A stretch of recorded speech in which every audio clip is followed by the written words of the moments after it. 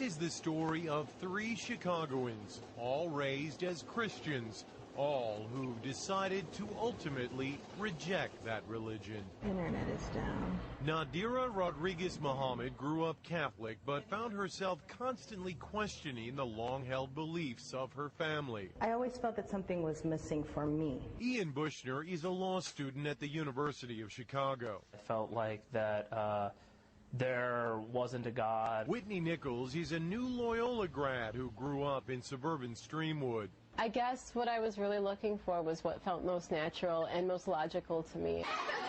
When Nadira entered high school in the mid-1990s, she became friends with a group of Muslim girls. They just had this level of contentment and a sisterhood that was, I wanted to be a part of that. Ian drifted towards the Muslim students at his high school as well. I remember defending some of my friends at school from accusations, after 9/11. And then I started reading the Koran. I said, oh, here is a form of God that I've never been presented before. After September 11, the interest actually increased. Dr. Assad Basul is professor at Chicago's Islamic American College.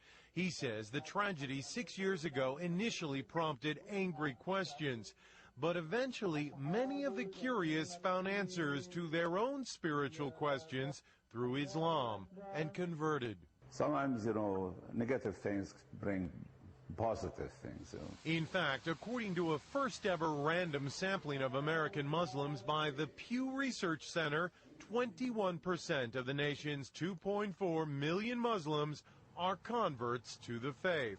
Eventually, I realized that I was looking to the Quran for advice, for direction, and at the point that you believe that the Quran is revelation from God, then you're a Muslim. The conversion has meant many changes in their lives. Ian prays 5 times a day. You'll finish a prayer and realize, I've just screwed something up. I've done something mean to somebody. Let me go back and correct that. Nadira wears the scarf, or hijab as it's called. It is part of my character, modesty, and it's just part of who I am. I don't know if I'll ever be ready to wear the hijab. I've become more modest. I won't wear tank tops and I won't wear shorts. Whitney says she has had to constantly defend her new religion. My father asked me right after I converted, why do you want to be associated with these terrorists? And I'm like, this is what you see? Oh no. And we kind of have to deal with the backlash of those who have chosen to do something so horrible. But all say there is no going back. At some age, everyone must decide what they believe